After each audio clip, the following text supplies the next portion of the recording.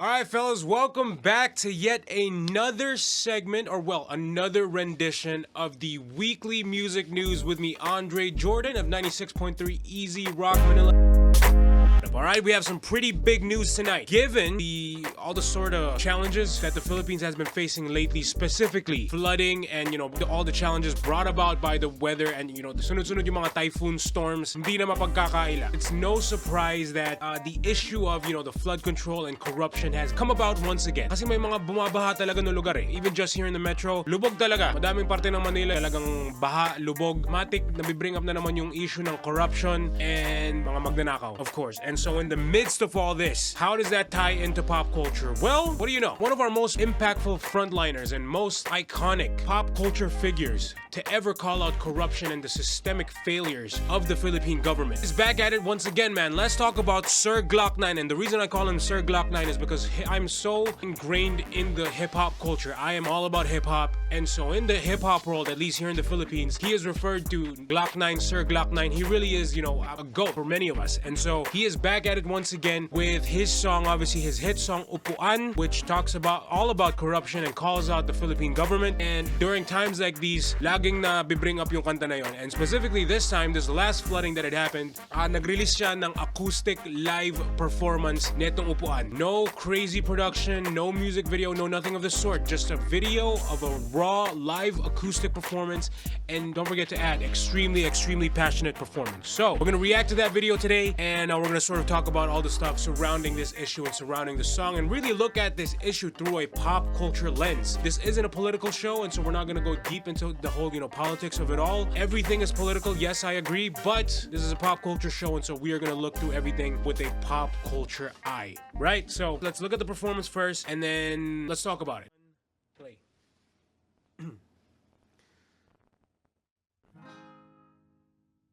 Nakakilabot isipin na active pa din si Gloc-9, no?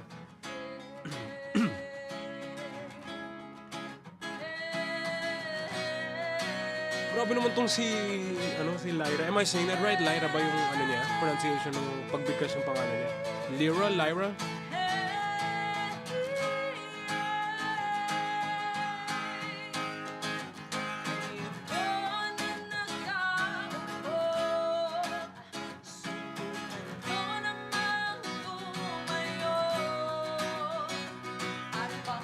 Grabe yung nostalgia, no? Pag nakikinig ng mga gantong kanta. Siyempre, ako siyempre, kabataan ko to eh. Nung panahong sumisikat tong, nung panahong sikat tong kanta na to.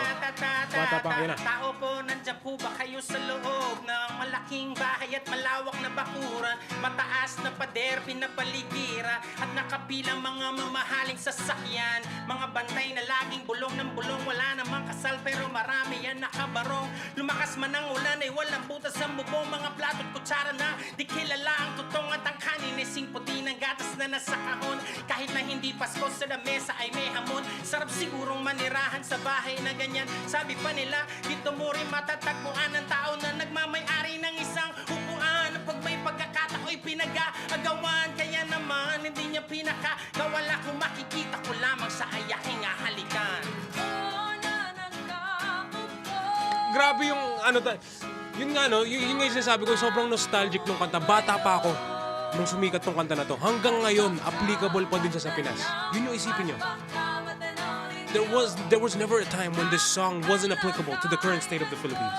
Insane. Insane to think about. Mawalang galang na po sa taong nakaupo. Alam niyo bang pantakal ng bigas namin ay di puno? Dingding ng bahay namin ipinagtapi-tapinyero sa gabi. Sobrang init, tumutunaw na yelo na di kayang bilhin upang ilagay sa inumin. Pinakulong tubig, lumang takaw ring uling-uling. Gamit ang panggatong na inanod lamang sa estero na nagsisilbing kusina. Sa umaga yamin banyo, aking inay na may kayamanan. Isang kaldero na nagagamit lang pag ang aking ama ay sumoy. Pero kulang na kulang pa rin, ulam na tuyot asin. Ang 50 pesos sa magaboy pagkakasahin. Di ko alam kung talagang maraming harang o mataas lang ang bako doon nagbubulag-bula. Lamang po kayo, kahit sa dami ng pera nyo, walang doktor na makapagpapalino ng mata nyo. Kaya huwag kang masyadong halata. Bato sa langit. Ang mata ay huwag magalit. Bato sa langit.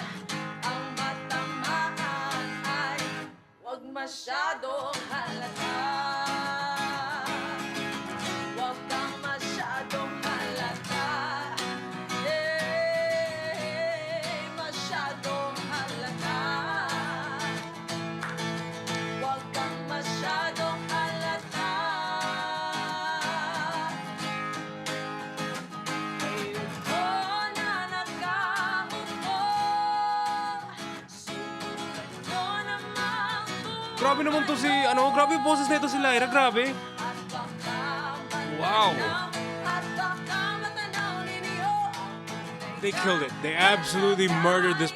Speaking from strictly from a music performance perspective, they absolutely killed this performance. Grabe. Grabe. I mean, you could tell they were so passionate about this project. Hindi naman mawawala na nakakagalit talaga yung lyrics ni Gloc-9 o yung mga pinag-uusapan sa kanta na to. Pero just from this specific acoustic performance, grabe. Wala akong masabi. Ang galing. Insane. Absolutely insane.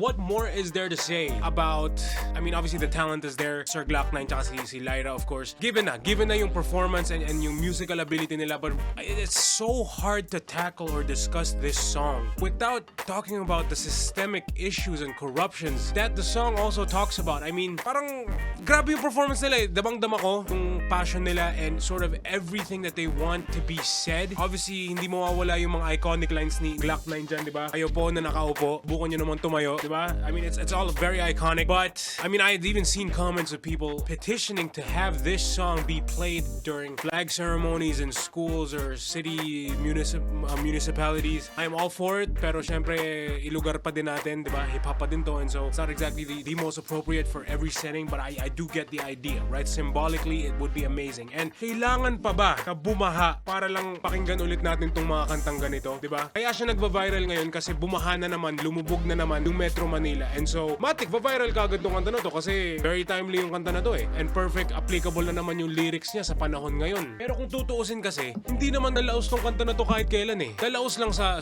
panlasa ng tao tsaka sa pandinig ng tao, sa trip ng tao. But if you really think about it, in the Philippines, this song came out in 2009. Nalaos ba yung mga topic or yung mga pinag-uusapan ng kanta na to? Even today. I think ever since 2009, there hasn't been a time when this song wasn't perfectly applicable to the goings-on of the Philippine government and the Philippine society, if you ask me.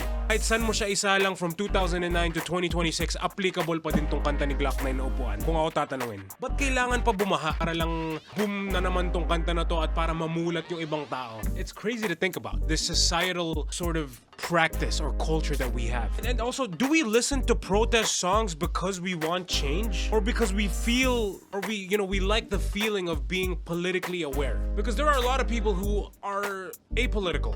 Diba? Hindi nakikisalo sa mga usapang politiko, who are very, very neutral when it comes to political issues or political discussions. And as soon as a song like this goes viral, all of a sudden they're some of the most politically aware people you're gonna meet just because of this song. It's a great concept to think about too, wherein other people, embody everything that there is, literally fight with their lives, their political values and political principles. Others just hop on the bandwagon as soon as a song like this goes viral. Diba? Kasi nag-viral na naman to kanta na to, tas ang dami na namang nakisaw-saw. And not to mention, a lot of you, by the way, karamihan sa inyo ang against sa current administration or current government na binoto nyo. Yung pa isa pang nakakapikon eh. It's great that you have the political awareness to call out those that you voted for, but at the same time, you kind of asked for this. Buti sana kung inaako nyo na, pasensya na, binoto namin yung kaya namin kina-call out ngayon. Pero hindi eh. You're going against the current administration as if hindi kayo yung bumoto sa mga nakaupo ngayon. I hate to make this a political topic. Again, we're gonna go back to looking at it through a pop culture lens, so let's do just that. So at the end of the day, with everything that has been said, let's keep it real, man. Music can expose a problem, but it can't exactly drain the flooded streets of Manila or the flooded streets of the Philippines. At the end of the day, itong kanta ni Gloc-9, kaya niyang i-expose yung systemic failures and systemic corruption. The song can't exactly fix the, irrigation and drainage systems of the Philippines. It's still up to the government. It's still up to the people in charge, up to the people in power, in places of power, to really make things happen. As much influence as Gloc-9 has and this song has, ang uusad pa rin dyan, ang gagawa ng paraan dyan para umusad ng Pilipinas are the people who actually call the shots. So, we'll wrap it up there. Thank you so much for keeping me company and for listening, I guess, to my unintentional political rant. It wasn't exactly my intention to make this a political rant. I really wanted to talk about this, solely and strictly through a pop culture lens. Pero hindi na mapigilan eh. Hindi na maiwasan talaga sa mga gantong issue, sa mga gantong panahon. Hindi na maiwasan talaga na mag-rant about, everything political. We'll wrap it up there. Like I said, thank you so very much for tuning in to your weekly music news. Once again, if you don't already know, I go by the name of DJ Andre Jordan, leaving you with these words for now, fellas. Don't go changing, don't go chasing. Keep your close friends close, but your enemies closer. And I'm gonna see you guys again next Friday. Have a great weekend ahead of you. And of course, be safe and stay dry. All right, peace. Hey, thanks for watching. For more exclusive videos and artist interviews, You can check out all our videos by clicking here. And don't forget to follow us on our social media accounts too. links are in the description below.